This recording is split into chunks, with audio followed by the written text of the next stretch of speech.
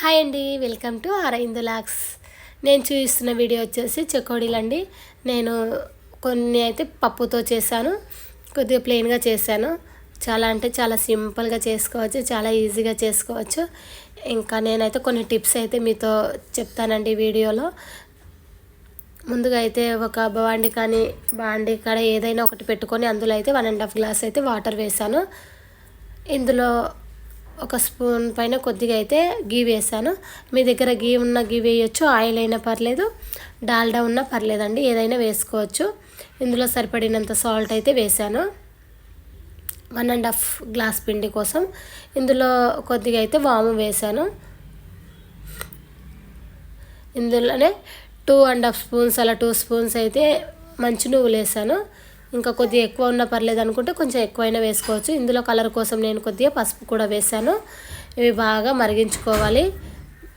బాగా మరిగేలా తర్వాత 1 గ్లాస్ మనము 1.5 గ్లాస్ తీసుకున్నాం కదా వాటరు, అదే 1.5 గ్లాసు పిండి తీసుకోవాలి. పిండి కూడా వాటర్ మరుగుతుంటే అయితే వేసేసేయాలి, వేసి కలుపుకోవాలి. మీకు ఒక టిప్ చెప్తా అన్నా కదా, వాటర్ అయితే బాగా మరిగేటప్పుడే పిండి వేయాలి. పిండి వేసి అయితే కలుపుకోవాలి. అలా అయితేనే గుల్లాలాగా ఇలా అయితే క్రిస్పీగా అయితే చకోడీలు వస్తాయి. కొద్దిగా వేడినప్పుడు అయితే నేను ఇలా అంటే మన చేయి పెడితే తట్టుకోగలము అన్నప్పుడు అయితే పిండి అయితే బాగా కలిపేసుకోవాలి, మొత్తం కలిసేలా. చూడండి, ఇంత సాఫ్ట్గా అయితే పిండి అయితే కలిసేలా కలిపేసుకోవాలి. చాలా అంటే చాలా సింపుల్గా అయితే చేసుకోవచ్చు చెకోడీలు. ఇంట్లో ఇంకా ఎప్పుడు స్వీటేనా అని అంటే నేనైతే చకోడీలు అయితే చేశాను. ఇంకా కొద్దిగా నేనైతే కొంచెం సేపు అయితే ఒక 10 మినిట్స్ అలాగే పిండి వదిలేసి తర్వాతకైతే చకోడీలు అయితే చేస్తున్నాను. కొద్దిగా అయితే పిండి తీసుకుంటున్నాను. కొద్దిగా పిండి తీసుకొని ఇలా అయితే సన్నగా చేస్తున్నాను. ఎవరైనా సరే ఇలా చేయలేమనుకుంటే మన దగ్గర మురుకులు చేస్తాం కదా, మురుకుల దాంతో కూడా చేయొచ్చు, కానీ నేనైతే ఇలా చేస్తున్నాను.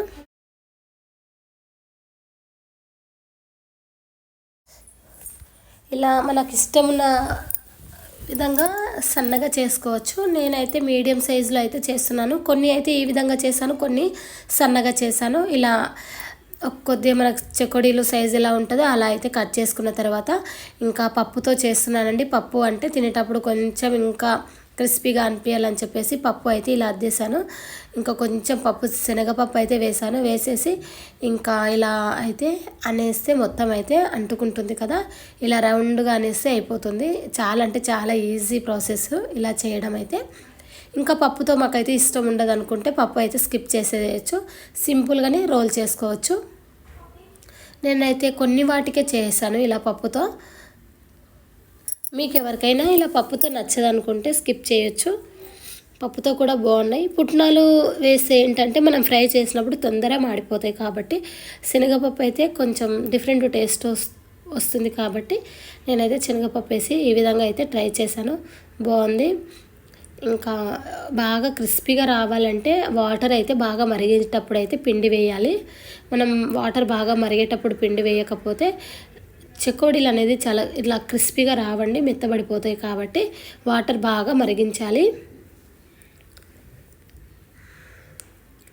ఈ విధంగా అయితే కొద్దిగా పిండితో అయితే ఇలా పప్పు అంటించేసి వేసాను. మీరు ఇంకా కొంచెం పెద్దగా చేసుకుంటా అంటే కొంచెం ఇంకా కొద్దిగా పప్పు కూడా కొద్దిగా ఎక్కువ వేసుకొని చేసుకోవచ్చు.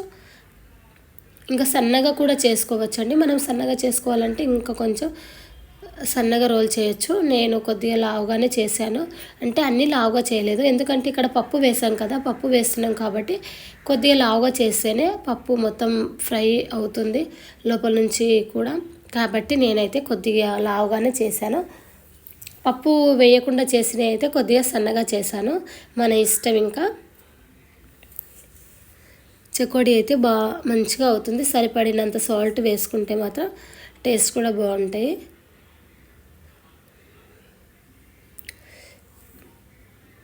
ఇంకా కారం కూడా కావాలనుకుంటే మనం పసుపు మంచి నువ్వులు అప్పుడే వేసాం కదండి, అదే టైంలో కారం కూడా వేసుకోవచ్చు. వాము వేసాం కదా, నేను అలా అని చెప్పేసి కారం అయితే ఏం వేయలేదు.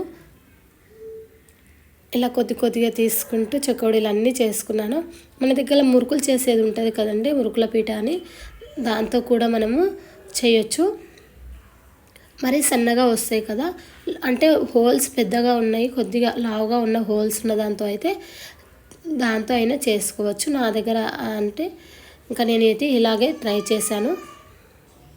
చాలా తొందరగా చేయొచ్చు ఈ విధంగా అని చెప్పేసి ఈ విధంగా అయితే చేశాను. ఇలా మొత్తం అయితే కట్ చేసుకున్న తర్వాత ఇంకా అన్నీ రోల్ చేసేసాను పప్పుతో.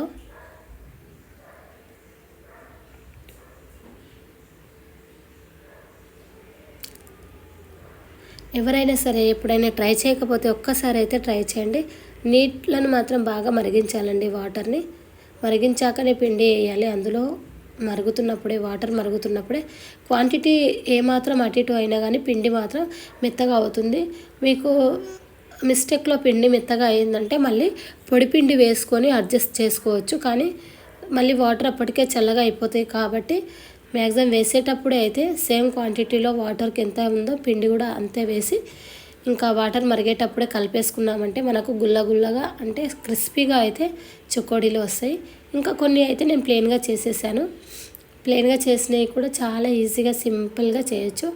జస్ట్ రోల్ చేయడం అంతే. ఇంకా వీటన్నిటిని చేతులకు కొద్దిగా ఆయిల్ అయితే అంటించుకుంటూ ఇలా అంటే ఇంకా సింపుల్గా చేయొచ్చు. నేను అంటే మామూలుగా అయితే వాటర్ అయితే అంటించుకోవద్దు, మనం మన దగ్గర ఆయిల్ అంటించుకుంటూ చేస్తే మాత్రం ఈజీగా చేయొచ్చు. పిండి కూడా మన చేతులకు అంతగా అంటదు.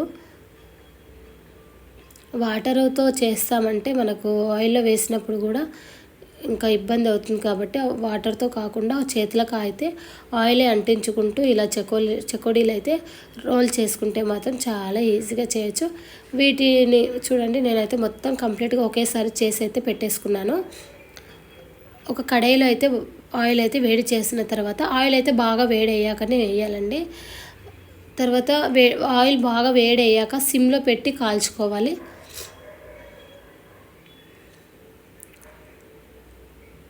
ఇలా మనకైతే కలర్ అయితే కొద్దిగా ఫ్రై అవ్వగానే డిఫరెంట్ అయితే తెలుస్తుంది.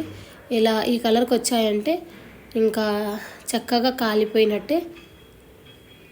సరిపడినంత సాల్ట్ వేసుకుంటే మాత్రం టేస్ట్ బాగుంటుంది. చెకోడీలు వాము వేస్తాం కదా, బాగుంటుంది. ఇంకా మొత్తం చెకోడీలు ఇదే విధంగా అయితే ఫ్రై చేసేసుకున్నానండి. ఎవరైనా సరే ఇప్పటివరకు ట్రై చేయకుంటే ట్రై చేయండి ఒక్కసారి. మీకు ఎలా వచ్చిందో కామెంట్ బాక్స్లో కామెంట్ చేయండి. నేనైతే కొత్త రెసిపీస్ అయితే మీతో షేర్ చేసుకుంటాను. నా నోటిఫికేషన్ మీకు ఇప్పటివరకు నా వీడియో నా ఛానల్ నాకు సపోర్ట్ చేసిన ప్రతి ఒక్కరికి థ్యాంక్ యూ. ఓకే.